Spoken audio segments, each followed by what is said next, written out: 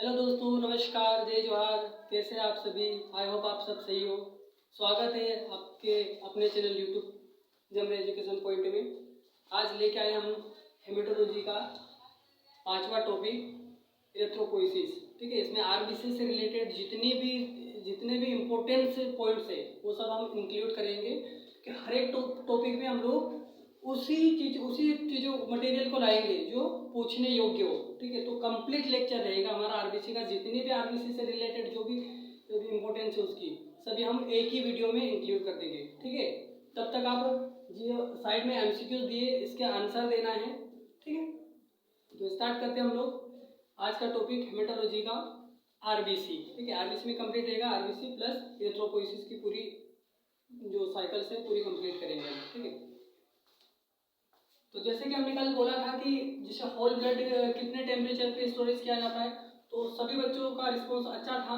ठीक है, कुछ बच्चों ने कमेंट्स किया था, बट वो अपने हिसाब से इस हिसाब से वो उसमें आंसर करना था। ठीक है, तो जैसे कि किसी ने किया था 2 से 6, तो वो भी सही हो सकता है, बट जो इसका राइट आंसर आएगा वो आएगा फर्स्ट आएगा, क्योंकि इसमें 4 - +2।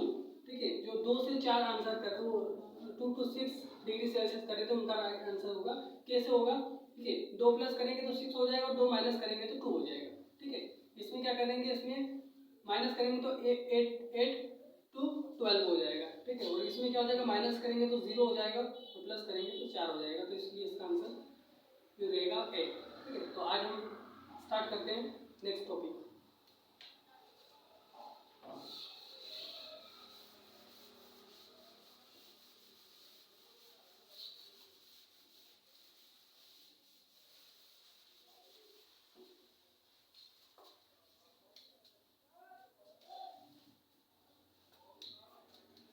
जो आज का टॉपिक है हमारा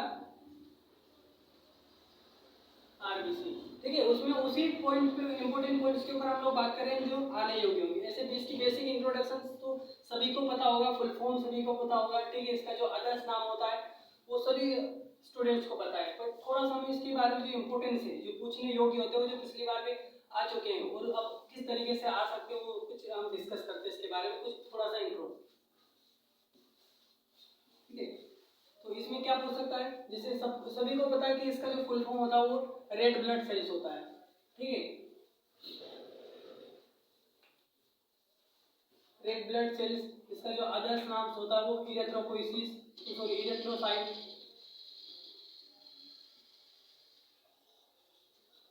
ठीक है, इरेथ्रोसाइट। तो इसका हालांकि इस तरीके से क्वेश्चन तो नहीं पूछता है, बाई चांस पूछ ले, इतने इजी तो नहीं पूछता है। ठीक है, जो पूछेगा वो साइकिल से या इसके मेथड से, रिएजेंट से, ठीक है, इसके साइज शेप वगैरह से क्वेश्चन पूछे जाएंगे, क्योंकि इसी से आते हैं। ठीक है, तो हम इसका इंट्रोडक्शन फिर भी थोड़ा सा हम लोग जानेंगे, कुछ इंपोर्टेंस पॉइंट है वो।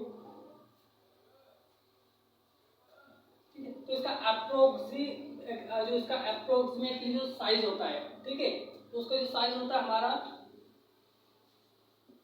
7.5 to 8.6 तक का इसका माइक्रोमीटर। ठीक है, इसमें जो यूनिट है वो विशेष ध्यान रखना है। ठीक है, माइक्रोमीटर। ठीक है, इसका जो डायमीटर होता है वो होता है 7.5 to 8.6। ठीक है, इसकी थिकनेस की बात की जाए तो वो होगा हमारा 1.7 to 2.2 माइक्रोमीटर। ठीक है, अधिकतर एग्जाम में 7.5 दे देते हैं। ठीक है, लेकिन हमें हमेशा रेंज में हमें उसका पता होना चाहिए, क्योंकि एक रेंज में अगर थोड़ा बहुत भी वेरिएशन करेंगे तो हम ज़्यादा से ज़्यादा 8 तक जाएंगे, कम से कम 7 तक रहेंगे। 7.5 एग्जैक्ट वो कभी कभी बोल देगा तो 7.5 या 7 भी बोल सकता है या 2 भी बोल सकता है, लेकिन हमको उसकी नॉर्मल रेंज में पता होना चाहिए। ठीक है, इसका साइज शेप कैसा होता है, वो डिस्क शेप होता है। ठीक है, बाइकॉनकेव शेप की बात करेंगे अगर इससे पूछ सकता है। ठीक है, एक तो ये इसकी नॉर्मल साइज से पूछ सकता है, उसका शेप। ठीक है, साइज अलग होगा, साइज कितना लंबा कितना चौड़ा, साइज का मतलब यही होता है। ठीक है, साइज साइज में हम लोग देखेंगे कि वो कितना लंबाई में है और कितना मोटाई में है। ठीक है, लॉन्ग एंड लेंथ। ठीक है, तो long and length and shape, किस तरीके का स्ट्रक्चर दिखता है वो हमें जब देखते हैं ना, तो पीयर अधिकतर आते हैं कि वो आरबीसी का शेप किस तरह का होता है, डब्ल्यूबीसी का शेप, बहुत सारी ऐसी चीजें पूछते हैं। तो इसके शेप की बात करेंगे तो ये होता है डिक्स शेप का होता है, ठीक है, और बाइकॉनकेव होते हैं।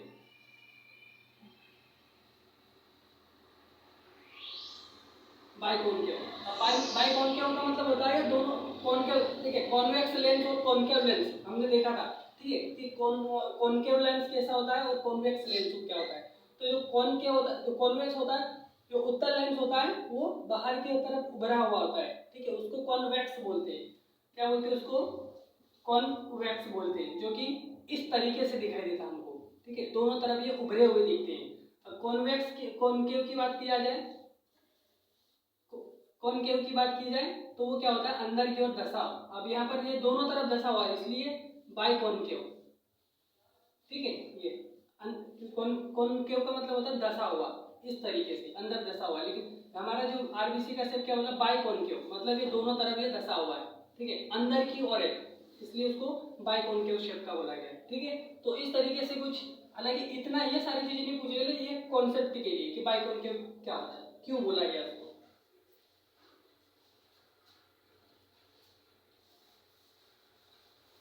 ठीक है। साइज से हो गया। फंक्शन की बात करें की जाए, फंक्शन की बात की जाए तो जो रेड ब्लड का हमें पता है ऑक्सीजन का ट्रांसपोर्टेशन के लिए, न्यूट्रिशन के ट्रांसपोर्टेशन के लिए तो कौन काम करता है, आरबीसी। जो ब्लड के अंदर जो आरबीसी होगी वही तो हमें कैरी करती है, ठीक है, ऑक्सीजन और CO2 को, वही वही वही उसी में भर के, जो बाइकॉन का जो गड्ढा होता है आरबीसी का, जो डिस्क से देखो इस तरह का होता है, वो तो इस तरह का जो गड्ढा होता है, तो इसी गड्ढे में भर के वो ऑक्सीजन, कार्बन डाइऑक्साइड के टिश्यू से वो लंग्स तक लाती है, और ऑक्सीजन को उसी में भरकर वो, हमने बताया था कि कितना कितना ऑक्सीजन होता है इसके अंदर, तो वो ऑक्सीजन को भर के लंग्स से लेकर वो वेरियस हमारे बॉडी टिश्यूज तक पहुंचाती है, ठीक है, इसी में भरकर। तो इसके अंदर जो न्यूट्रिशन वगैरह जितना जो भी ट्रांसफर होता है वो आरबीसी के थ्रू ही ट्रांसफर होता है, ठीक है। और अब जो न्यूक्लियस नॉन न्यूक्लियस की होती है की बात आए तो इसके अंदर कोई न्यूक्लियस नहीं होता है, इसलिए हम लोग इसको नॉन न्यूक्लियस भी बोलते हैं, ठीक है, नॉन न्यूक्लिएटेड सेल्स बोलते हैं। अधिकतर पूछ लिया डब्ल्यूबीसी आरबीसी उसमें क्या होता है, किसमें होता है, ठीक है, तो इसमें डब्ल्यूबीसी के अंदर तो न्यूक्लियस होता है, ठीक है, लेकिन इसमें क्या होता है, ये नॉन न्यूक्लियस सेल्स होती है।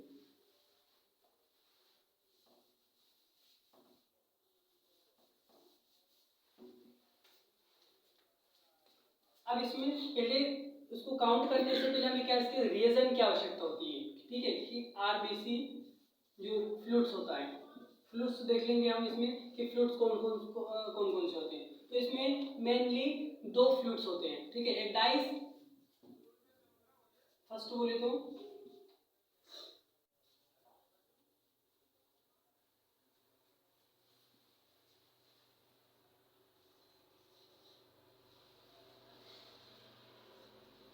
एक डाइस फ्लूइड और एक हैम्स फ्लूइड।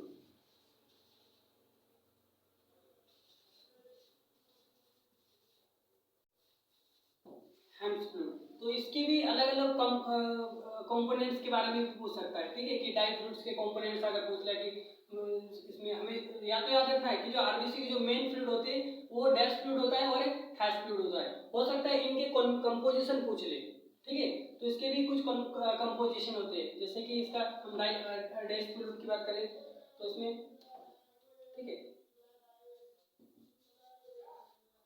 साइट्रेट, ठीक है, इसको हम बोलेंगे ट्राई ट्राइसोडियम साइट्रेट होता है एक तो, ठीक है, सेकंड होता है 4% फॉर्मलिन और डिस्टिल वाटर, ठीक है, DWB की बात करें तो इसमें तीन तरीके से होता है, एक ट्राइसोडियम साइट्रेट, 40% फॉर्मलिन और डिस्टिल वाटर का बना होता है हमारा डाइस फ्लूइड, ठीक है।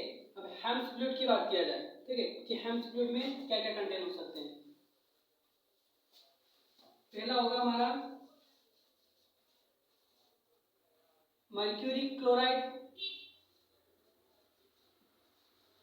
ठीक है, फर्स्ट है हमारा मर्क्यूरी क्लोराइड,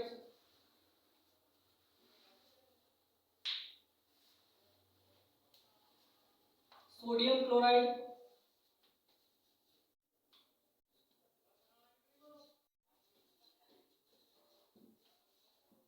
ठीक है, मर्क्यूरी क्लोराइड, सोडियम क्लोराइड,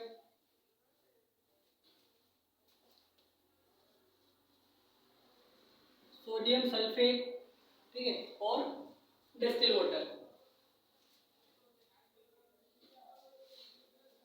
ठीक है, ये सारी चीजें रहती है इसमें, ठीक है। ये कंटेंट है इसके, अब कुछ भी इसमें से कुछ वेरिएशन करके वो पूछ सकता है कि इसमें से कुछ एक दे देगा और वो पूछ लेगा कि हेम्स फ्लूइड का, ठीक है, कंपोजिशन, ठीक है, विच ऑफ द फॉलोइंग, और इसमें से नीचे दे देगा एक को कुछ चेंजेस कर देगा और पूछ लेगा कि इसमें से कौन सा है जो हेम्स फ्लूइड का कंपोजिशन नहीं है, ठीक है।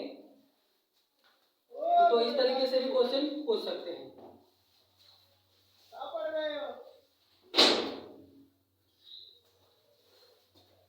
जो एंटीकोगुलेंट होता है वो हमारा एडीटीए ले लेंगे हम लोग,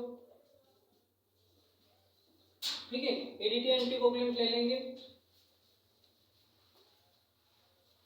डाइल्यूशन की बात की जाए, ठीक है, जो डाइल्यूशन तो हमें पता है, मैंने पिछले न्यूटन चैम्बर की क्लासेस में बता दिए थे, ठीक है। कुछ इंफॉर्मेशन मैंने उसका आरबीसी का पिपेट किस तरीके होती है कि होती है, मार्किंग क्या होती है, मैंने न्यूटन चैम्बर के पिछले लेक्चर में बता चुके हैं, ठीक है। तो उसका जो डाइल्यूशन होता है वो 1:200, ठीक है। इसका जो डाइल्यूशन फ्लूइड का जो रेशियो होगा वो 100, ठीक है। इसका डाइल्यूशन का भी पूछ सकता है, ठीक है। तो अभी अलग अलग सबका है, डब्ल्यूबीसी का अलग है, आरबीसी का अलग है, तो डाइल्यूशन का इसका रेशियो भी हमें याद रखना है, ठीक है। तो इसमें मैंने इसके बारे में बता दिया था कि इसकी जो मार्किंग होती है वो 0 से हमारी 1.1 तक होती है, ठीक है। ये सारी चीजें मैं उसमें पिगमेंट के बारे में बता रहा, उसकी क्या आइडेंटिफिकेशन होती है, ठीक है। इसमें उसमें मैंने बताया था कि जो ग्राफ में जो एच स्मॉल, जो सेंटर में जो इसमें जो 25 जो स्क्वायर्स होते हैं, ठीक है, स्मॉल जो सेंटर में जो स्मॉल 25 स्क्वायर होते हैं वहाँ पर हम लोग आरबीसी की काउंटिंग की जाती है, ठीक है। उसमें मैंने मार्किंग भी बताई थी कि पिपेटिंग की आइडेंटिफिकेशन क्या होती है और उसमें कितने से कितने तक की मार्किंग होती है, ठीक है। अब हम आरबीसी को देखो, इसमें से ये सिर्फ प्रैक्टिकल करने योग्य नहीं है, हालांकि बहुत ही कम होता है, अभी तो नहीं भी करवाते हैं, ठीक है। लेकिन हमें सिर्फ उसकी जो थ्योरेटिकल है वो पढ़ना जरूरी होता है। तो हम इसको कैसे कैलकुलेटेड करेंगे, तो कैलकुलेटेड जो हम लोग थोड़ा देख लेंगे, पूछता तो नहीं है बट हम देख लेते हैं, ठीक है। तो हम क्या करते हैं इसमें नंबर, ठीक है, जितने भी हमारे नंबर ऑफ आरबीसी है, जैसे हमने न्यूबार चैम्बर में काउंटिंग करते हैं, ठीक है। तो जितने भी हमारे नंबर है यहाँ पर, जैसे हमको जितनी भी आरबीसी दिख रही है वो जो 5 स्क्वायर है उसमें, तो नंबर वो यहाँ पर हम लोग लिख देंगे और उसका रेशियो लिख देंगे, ठीक है। बटे में उसका लिख देंगे एरिया, ठीक है, एरिया उसका 1.5 है, ठीक है, इनटू फ्लूइड, ठीक है, इनटू उसमें जो हम लोग फ्लूइड यूज कर रहे हैं, सॉरी उसकी डेप्थ कि वो कितनी इसकी डेप्थ होती है, वो 0.1 हमने उसकी देखा था, 0.1 mm उसकी। तो इसको हम इंटू कर देंगे, जो भी निकल के आएगा हम लोग उसमें, तो ठीक है, जो भी इंटू करेंगे हम इसको हम टोटल इंटू करेंगे, तो हमारे पास निकल आएगा नंबर ऑफ, ठीक है, नंबर इंटू इसको 1000 से इंटू कर देंगे तो हमारी मिलियंस में हमारी आरबीसी काउंटिंग आ जाएगी। नॉर्मल रेंज की बात की जाए तो नॉर्मल रेंज मेल और फीमेल में अलग होती है, ठीक है, 4.52, ठीक है, इसमें होती है 6.5 मिलियंस में। तो इस तरीके नॉर्मल रेंज भी देख लेना, वो वेरिएशन हो सकता है, कुछ थोड़ा बहुत रहता है, तो इसमें पूछ सकता है।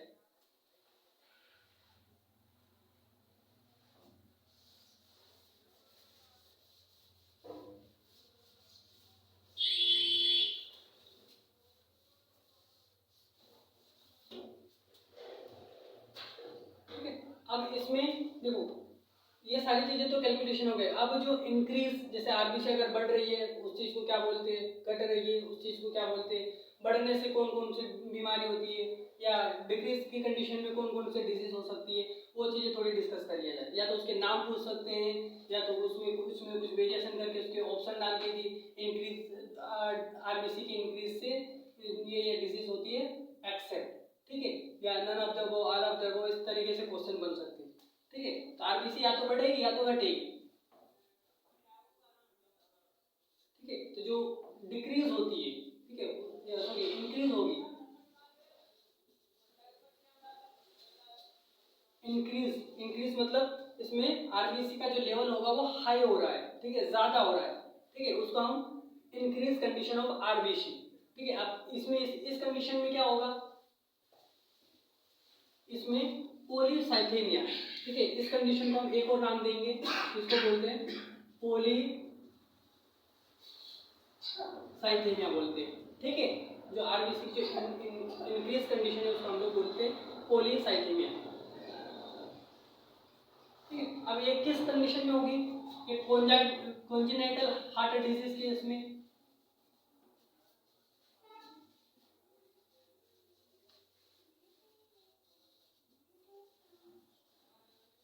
ठीक है। स्पेलिंग थोड़ी वेरिएशन हो सकता है, जैसे ही उसमें करेक्शन कर लेना, लिखा congenital heart disease, first kidney disease,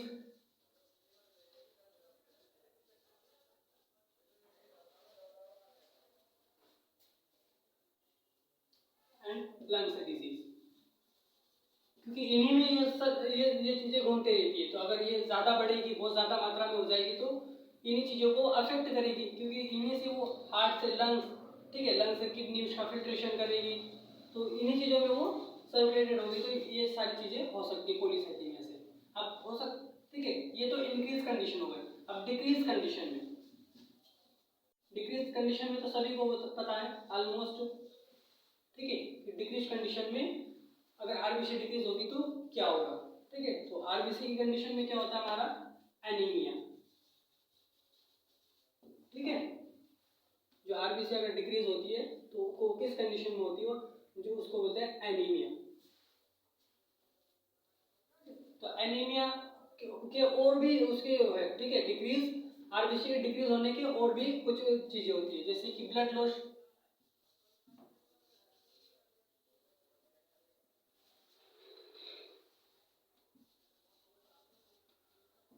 किस प्रेगनेंसी,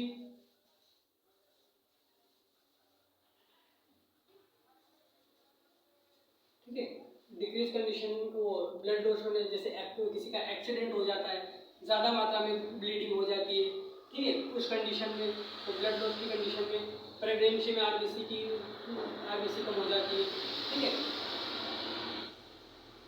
ल्यूकेमिया की कंडीशन में,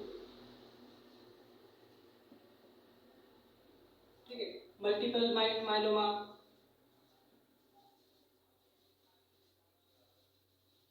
इन कंडीशन में, ठीक है, मतलब ये उसके रीजन है, ठीक है। ब्लड लॉस जैसे मेंस्ट्रुअल साइकिल्स, जो बालिकाएं होती है उनमें जो मेंस्ट्रुअल साइकिल होता है उसमें भी एज भी कम हो जाता है, प्रेगनेंसी में भी हो जाता है, ठीक है। ल्यूकेमिया की कंडीशन में भी और मल्टीपल माइलोमा की कंडीशन में भी आरबीसी डिक्रीज हो सकती है, ठीक है। तो ये चीजें नोट कर लिया जाए।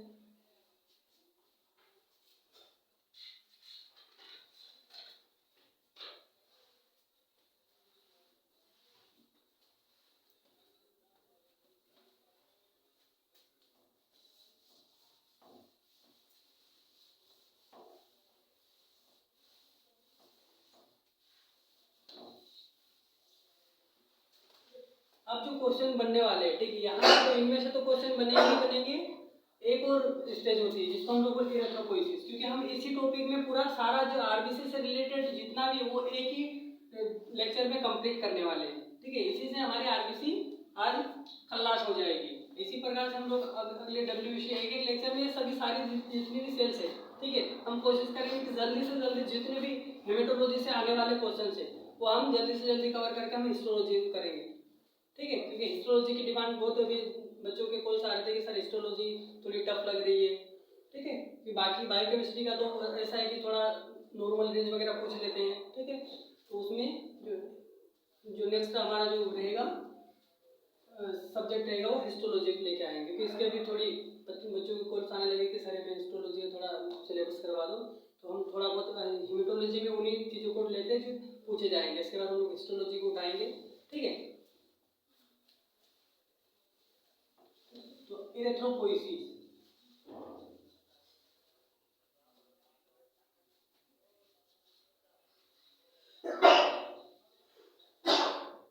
तो इरेथ्रोपोइसिस से भी नाम से ही पता चल रहा है इरेथ्रोपोइसिस, ठीक है। तो इरेथ्रो मतलब होता है, यहाँ की बात करेंगे, इरेथ्रो मतलब होता है हमारा रेड ब्लड सेल्स, ठीक है।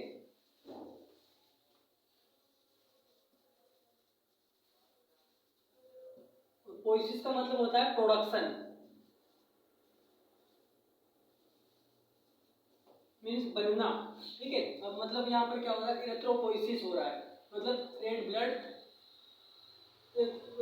सेल्स का प्रोडक्शन बनना है। अगर इसी को नाम अगर चेंज कर दिया, ठीक है, इसी का नाम क्या चेंज है, इरेथ्रोलाइसिस, ठीक है। तो इरेथ्रोलाइसिस का मतलब होता है आरबीसी का टूटना, ठीक है। तो इस चीज़ को भी ध्यान रखना, पोइसिस, हाँ, इससे इस तरीके से भी क्वेश्चन बन सकते हैं, इस मेन टॉपिक के ऊपर भी क्वेश्चन बन सकता है। वो बहुत सारे ऑप्शन दे देंगे कि इरेथ्रोपोइसिस, आरबीसी का टूटना, या ऐसा कुछ ट्रिकी वो बना सकता है, ठीक है, ट्रिकी तरीके से, क्योंकि सीधा सीधा कुछ भी नहीं आने वाले।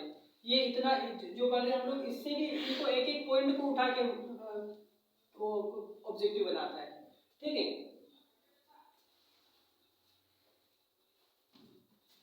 हम स्टार्ट करेंगे इरेथ्रोपोइसिस। तो ये जो होता है हमारा 5 स्टेज में कंप्लीट होता है, ठीक है। स्टेज भी हम लोग सीखेंगे कि कैसे होता है उसमें, ठीक है, क्या किस तरीके से हम लोग स्टेज को समझे अच्छे से, उसको कॉन्सेंट्रेट करना, तो आप एक ही बार में उसको समझ जाओगे कि किस तरीके से उसका आरबीसी का साइकिल से आरबीसी कंप्लीट होती है, ठीक है। क्योंकि जो साइकिल चलती है आरबीसी की, टूटना बनना, जो जीवन काल होता है वो 120 डेज का होता है, ठीक है। सॉरी, वो इंट्रो में इंक्लूड नहीं कर पाया।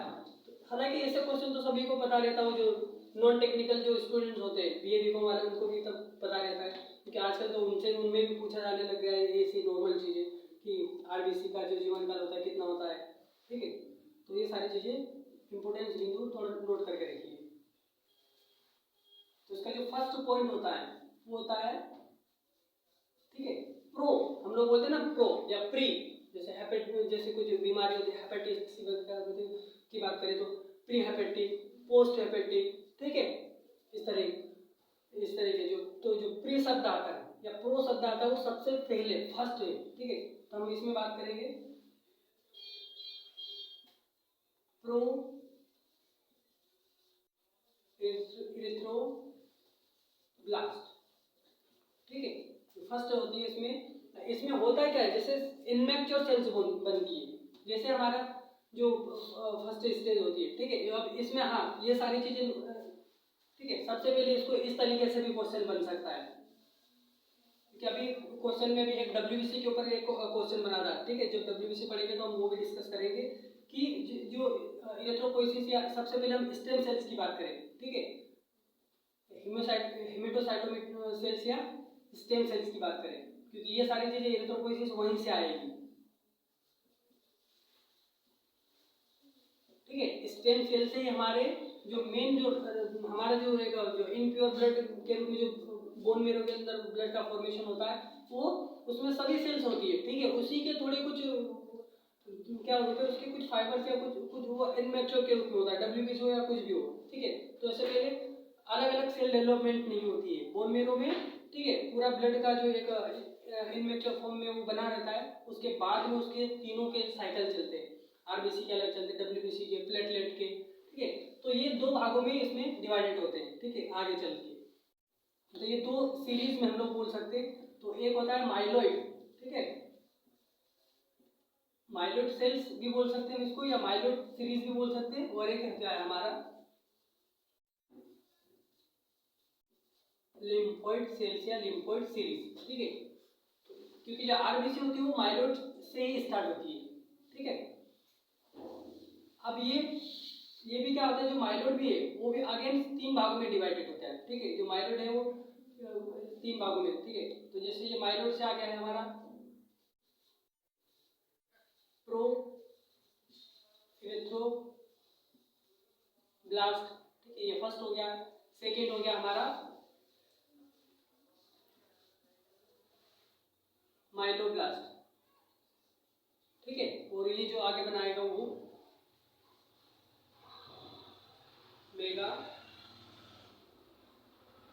कार्डियोब्लास्ट। तो नाम से पता अब, ठीक है। अब इसमें से पूछ लिया ये जो सीरीज है वो आरबीसी की सीरीज है या डब्ल्यूबीसी की सीरीज है और ये प्लेटलेट की सीरीज है। तो उसमें पूछ लिया था कि बेसोफिल, ठीक है, इजिनोफिल और न्यूट्रोफिल, ठीक है। तो इसमें एक आरबीसी भी डाल दिया, ठीक है, बेसोफिल और सॉरी मोनोसाइट डाल दिया इसमें, ठीक है।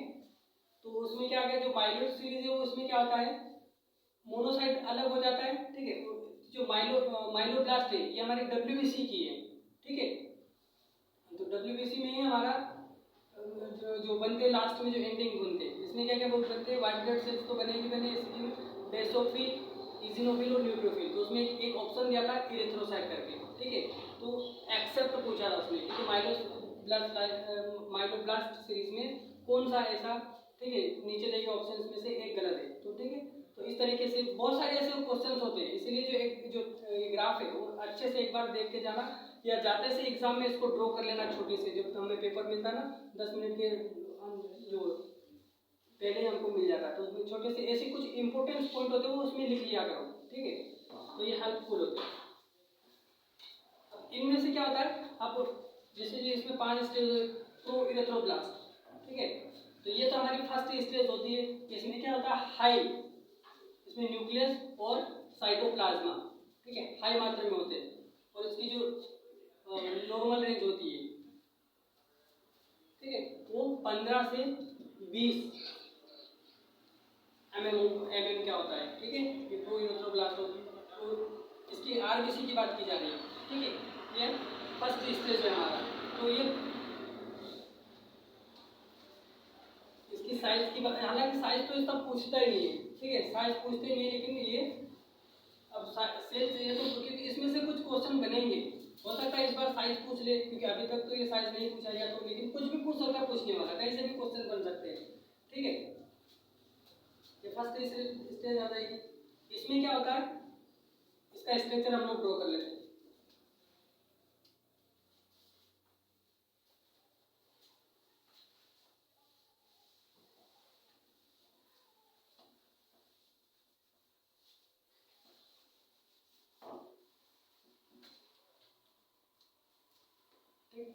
इसमें हम स्ट्रक्चर के थ्रू भी इसमें समझ लेंगे कि प्रोनोर्मोब्लास्ट क्या होता है। इसमें क्या होता है, ठीक है, पूरा साइटोप्लाज्म भी पूरा क्या होगा, लार्ज साइज में होगा, हाई मात्रा में होगा। और उसका जो साइटोप्लाज्मा में ये जो पूरा है हमारा साइटोप्लाज्म के अंदर के ऊपर, ठीक है। लेकिन उसमें जो हमारा न्यूक्लियस है, ठीक है, न्यूक्लियस भी उसमें इनमेच्योर फॉर्म में होता है, ठीक है, क्रोमेटिन फॉर्म में जो न्यूक्लियस होता है वो क्रोमेटिन फॉर्म में होता है, ठीक है।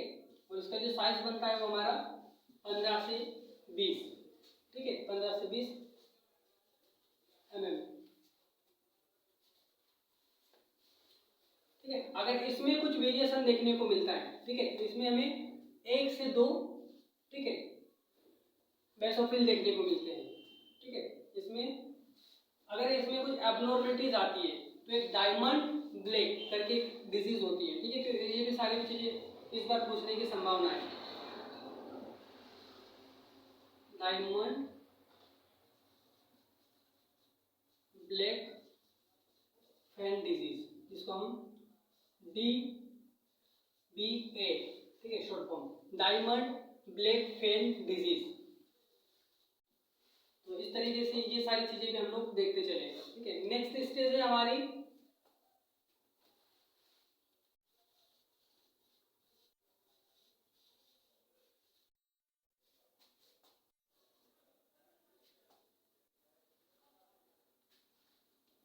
बेसोफिलिक नॉर्मोब्लास्ट, ठीक है। लगे इसमें इसकी जो कुछ साइज में अगर वेरिएशन में कुछ होता है तो ये, ठीक है, ये पॉपुलेशन को अफेक्ट जरूर करता है, लेकिन इसमें कुछ डिजीज नहीं होती है, ठीक है। ये थोड़ा पॉपुलेशन जो बेसिकली जो पॉपुलेशन है उसको थोड़ा अफेक्टेड करता है। इसकी नॉर्मल साइज की बात की जाए तो ये 13 से 17 mm तक होता है, ठीक है। जब हम माइक्रोस्कोप में देखते हैं तो इस तरीके से उसके स्ट्रक्चर्स देखने को मिलते हैं, ठीक है। अब इसका स्ट्रक्चर भी सेम ही रहेगा, ठीक है। इसका जो स्ट्रक्चर भी होगा वो सेम ही होगा, इसमें भी हाई मात्रा में हमारा साइटोप्लाज्म दिखेगा, ठीक है। और एनमेच्योर हमारा क्या रहेगा, क्रोमेटिन, जो हमारा जेनेटिक मटेरियल न्यूक्लियस होगा वो इनमेच्योर फॉर्म में ही होगा, ठीक है। और इसमें भी हाई मतलब बड़े साइज में होगा। अब धीरे धीरे धीरे धीरे इसमें क्या होते जाता है, इसमें जो न्यूक्लियस होगा, क्योंकि ये बहुत बड़ा न्यूक्लियस दिख रहा है, ठीक है। हम लोग अगर इसमें हम ब्लैक कर दिया जाए, इसमें तो बराबर दिख रहे हैं साइटोप्लाज्म और न्यूक्लियस बराबर दिख रहा है, ठीक है। इसमें तो क्या होगा, साइटोप्लाज्म थोड़ा लार्ज रहेगा, लेकिन हल्का सा जो न्यूक्लियस का होगा वो कम होता जाएगा। धीरे धीरे धीरे धीरे वो न्यूक्लियस क्या होता जाएगा, वो खत्म हो जाता। तो आखिरी स्टेज में क्या हो जाता है, वो न्यूक्लियस खत्म हो जाता है। बस ये सारी चीजें नोट करनी होती है, ठीक है। कि इसमें क्रोमोसोम्स और साइटोप्लाज्म और न्यूक्लियस कितना होता है, किस फॉर्म में होता है, ठीक है। इससे कौन सी डिजीज होती है, ठीक है। तो बेसोफिलिक में क्या होता है, इसमें कुछ स्पेशल ऐसे कोई डिजीज नहीं होती है, इसमें कुछ पॉपुलेशन के ऊपर डिफेक्ट जरूर करता है, इसका साइज इतना रहता है। इसमें न्यूक्लियस क्या हो जाता है, स्मॉल देन साइटोप्लाज्म से थोड़ा सा उसका जो न्यूक्लियस होगा वो कम हो जाएगा, ठीक है। नेक्स्ट स्टेज होती है हमारी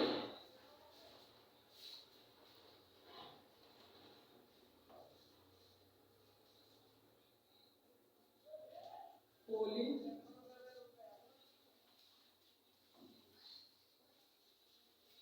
क्रोमेटिक नॉर्मोप्लास्ट, ठीक है। नेक्स्ट आ जाएगा पॉलीक्रोमेटिक नॉर्मोप्लास्ट। इसमें क्या होता है,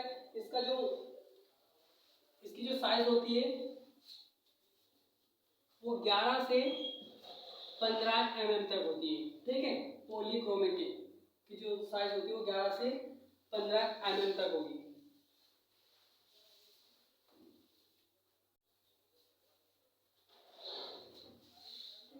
और अगर इसमें कुछ वेरिएशन आता है, ठीक है, कुछ भी इसमें कुछ इसके जो साइड में अगर वेरिएशन आ जाता है या डिफेक्ट हो जाता है, बोल सकते हैं हम लोग, ठीक है। तो ये कौन से डिजीज करेंगे, बीटा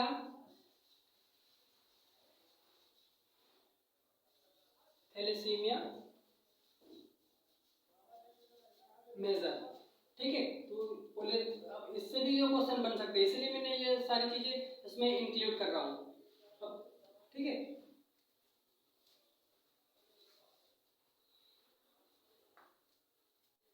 अब इसमें क्या होता जा रहा है, थोड़ा जो साइटोप्लाज्म होगा वो अपीयर हो जाएगा, ठीक है। मतलब साइटोप्लाज्म इसका थोड़ा थोड़ा थोड़ा थोड़ा थोड़ा सा अपीयर होने लग जाएगा, मतलब उसमें ट्रांसपेरेंट आने लग जाएगी।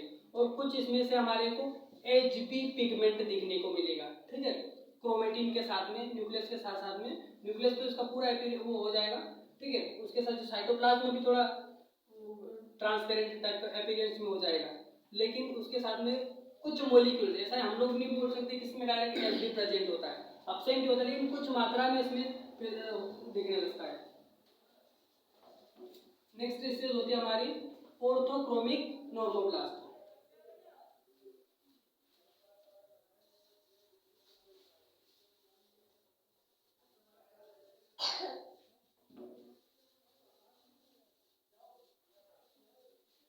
ठीक है, नेक्स्ट स्टेज क्या जाएगा भाई, ऑर्थोक्रोमिक नॉर्मोप्लास्ट। अब इसमें क्या हो जाएगा, इसमें जो हमारा जो एचबी है, ठीक है, कुछ मात्रा में इसमें सीन होने लगता है, ठीक है। तो जो साइटोप्लाज्म होता है वो हमारा रेडिश कलर का हो जाता है, ठीक है। तो कौन सा, ठीक है, जो हमारा, क्योंकि इसमें थर्ड स्टेज में हमारा जो साइटोप्लाज्म में क्या हो गया था, अपीयरेंस होने लग गया था। तो वो अपीयरेंस होने के साथ साथ में ये थोड़ा थोड़ा क्या वो उसमें कलर आने लगेगी, ठीक है, क्योंकि वो आखिरी में उसको रेड होना होता है, तो इसमें हल्का सा दिखेगी, क्योंकि हमने बताया था कि इसमें हल्का सा एच भी होता है, ठीक है। तो ये हो जाएगा पिंक या रेडिश, पिंक या रेडिश कलर में। ये भी क्वेश्चन भी पूछा जा चुका है कि इनमें से इनके कुछ भी नाम दे दिया जाएगा और पूछ लिया जाएगा कि आरबीसी की जो कौन सी स्टेज होती है वो जिसमें रेडिश कलर हमें को अपीयरेंस होता है, ठीक है, देखने को मिलता है। तो आ सकता है हमारा क्रोमिक नॉर्मोप्लास्ट, ठीक है। अधिकतर क्या होता है, पॉलीक्रोमिक देख लेते हैं बस, ठीक है। तो इसमें भी क्रोम तो है, क्योंकि क्रोम का मतलब होता है कलर, लेकिन इसमें नहीं होता है, इसमें होता है ऑर्थोक्रोमिक में। ठीक है, इसमें हमें पिंक या रेडिश कलर देखने को मिल सकता है। नेक्स्ट तो हमारा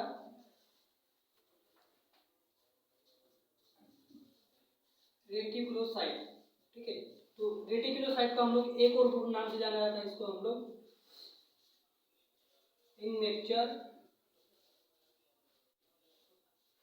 आरबीसी। ठीक है, ये है हमारी सेकंड लास्ट स्टेज। इसके ऊपर भी क्वेश्चन बनता है। ठीक है, कि जो इनमेच्योर फॉर्म में जो आरबीसी होती है, ठीक है, उस स्टेज को क्या बोलते हैं, तो वो रेटिकुलोसाइट को ही हम लोग इनमेच्योर आरबीसी बोलते हैं। ठीक है, अब इसमें क्या हो जाएगा, ये नॉन न्यूक्लियेटेड। अब देखो यहाँ पर सब न्यूक्लियस, जो न्यूक्लियस था किस फॉर्म में, क्रोमेटिन फॉर्म में। अब वो धीरे धीरे क्या न्यूक्लियस क्या होता जा रहा है, गायब हो जा रहा है। लेकिन इसमें से फ्यू, ठीक है, कुछ मात्रा में हमें आरएनए के पार्ट्स में देखने को मिले। अब क्रोन जो न्यूक्लियस क्या उसमें डीएनए आरएनए दोनों होंगे, लेकिन हमें इसमें आरएनए के कुछ फाइबर्स देखने को मिलते हैं। ठीक है, तो इसके ऊपर भी क्वेश्चन बन सकता है। ठीक है, ध्यान रखना, इसमें दो तरीके से इसमें कुछ बनने, या फाइबर्स दे सकता है, कुछ रेसेस दे सकता है वो। ठीक है, तो इस तरीके से वो जो लास्ट स्टेज होता हमारा आखिरी में तैयार हो जाता इरेथ्रोसाइट, जो कि हमारा रेड कलर शो करता है। ठीक है, एक कुछ नहीं है इसमें क्या होगा, हमारा साइटोप्लाज्म और जो क्रोमेटिन है, ठीक है, न्यूक्लियस है, ठीक है, वो दोनों बराबर होंगे।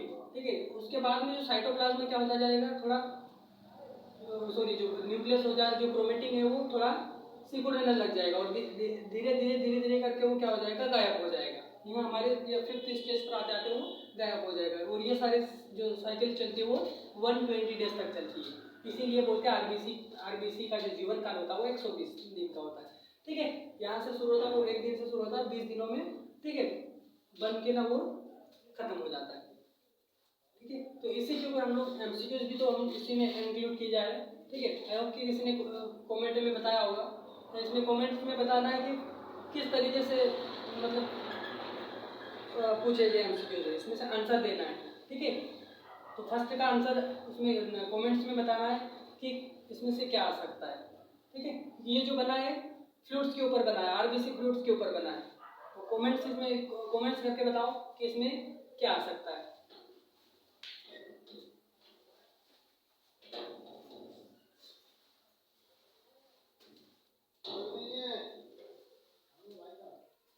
चलो फिर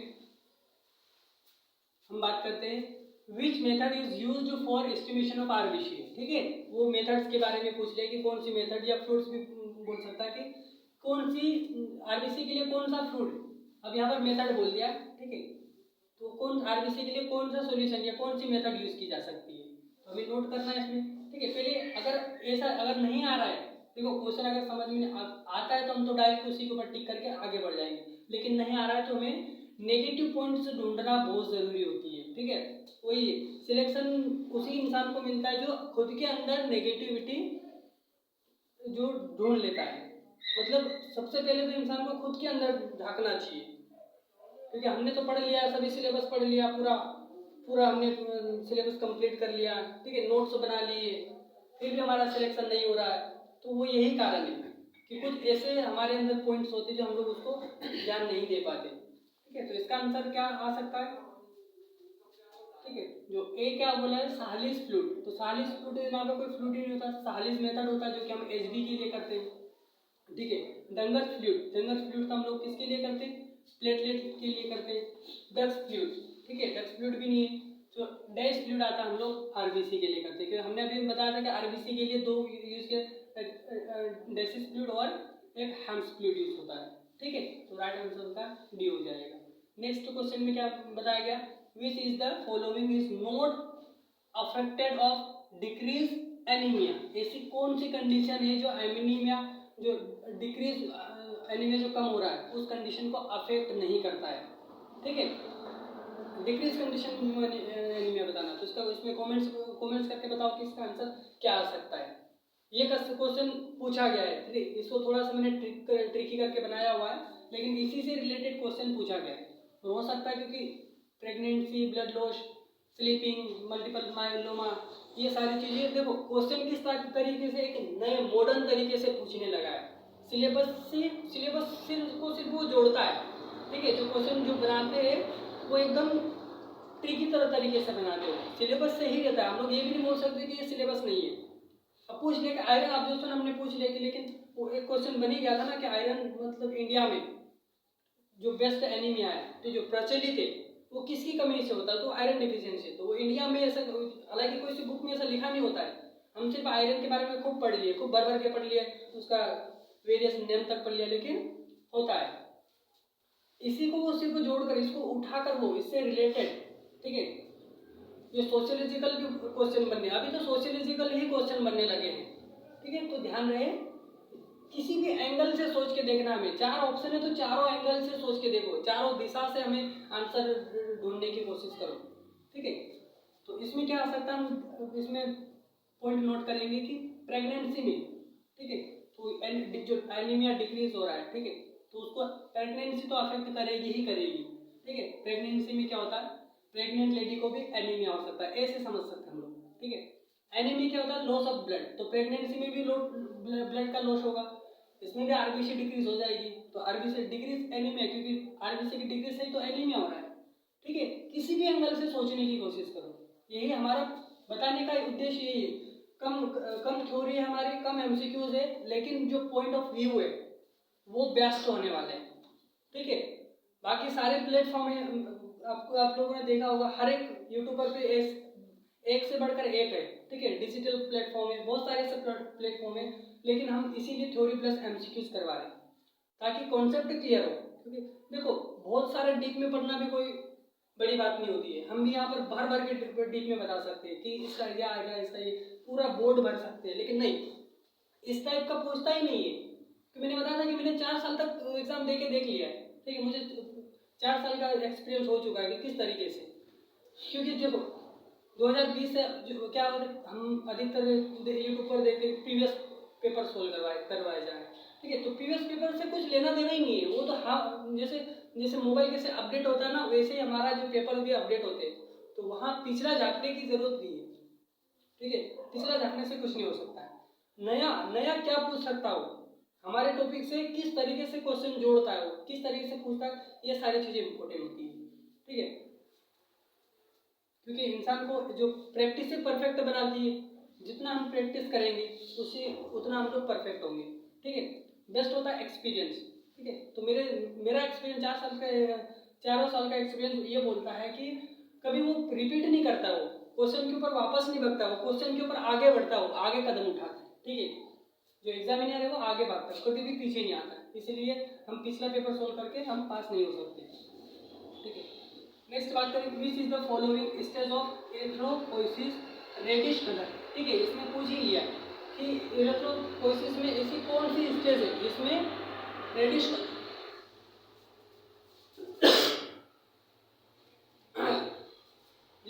कलर का फॉर्मेशन होता है, या रेडिश कलर या दिखने को मिलता है, ठीक है। तो अभी हम लोग हमारे सामने यहाँ है, अभी मैंने बताया था, तो इसको देखते से किसी ने टिक कर दिया होगा, तो कमेंट्स में बता ही दो आप इसका आंसर क्या आएगा, ठीक है। इसका मैं आखिरी में बताऊंगा, तब तक कमेंट्स करके बताओ कि इसका आंसर क्या आएगा, इसका मैं आखिरी में बताऊंगा, ठीक है। थर्ड वाले को मैं आखिरी में बताता हूँ। आई होप कि सभी का आंसर सही आएगा, इसमें बहुत इजी क्वेश्चन है। नेक्स्ट क्वेश्चन देखते हैं, which of the following reagent lyse of RBC, ठीक है। इनमें से कौन सा रिएजेंट है, ठीक है, जो आरबीसी को लाइस कर सकता है, इस तरीके से भी क्वेश्चन पूछ सकता है इसमें, ठीक है। या तो और भी जैसे रिएजेंट देखिए, हेम्स फ्लूइड में कौन कौन से कंपोजिशन है, तो वो इसको उल्टा करके भी पूछ सकता है कि हेम्स फ्लूइड में ये रिएजेंट आएंगे एक्सेप्ट, ठीक है, या ऑल ऑफ द अबव। इस तरीके से भी तैयारी किसी भी तरीके से हर एंगल से करना है, ठीक है, चारों दिशा से, ठीक है। क्योंकि ये ग्रुप 5 का महासंग्राम युद्ध है, हमें चारों तरफ से अलर्ट रहना है, हम बड़े पक्के सैनिक बनना है, ठीक है। ऐसा नहीं कि एक तीर में खत्म, फर्स्ट क्वेश्चन आया, फर्स्ट क्वेश्चन में हम लोग लुढ़क गए, तो एक तीर में खत्म नहीं होना हमें, ठीक है। बहुत सारी ऐसी तीरों का सामना करते हमें युद्ध जीतना है, ठीक है। तो which of the following reagent lyse of RBC, mercury chloride, 40% formalin, glacial acetic acid या ट्राइसोडियम साइट्रेट। ठीक है, तो हम यहाँ एक चीज नोटिस करेंगे कि मर्क्यूरी क्लोराइड भी तो हमारा आरबीसी प्रिजर्वेशन है, आरबीसी का जो रिएजेंट हम लोग यूज कर रहे हैं उसके लिए। ठीक है, ठीक है, 40% फॉर्मेलिन, नाम से ही पता है ये तो ऑलरेडी प्रिजर्वेटिव है, ये तो आरबीसी को बचाएगा। ठीक है, तो ये भी नहीं हो सकता हमारा।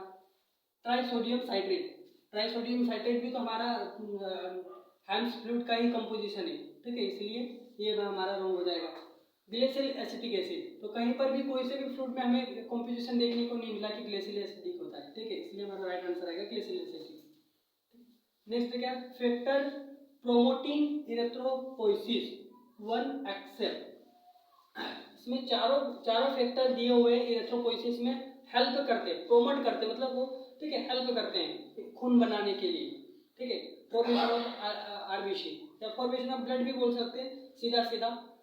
ठीक है, तो कोबालामाइन की गोलियां, ठीक है, जिसको हम लोग, इसका नाम तो आपको पता ही होगा कि इसका नाम क्या होता है उसको।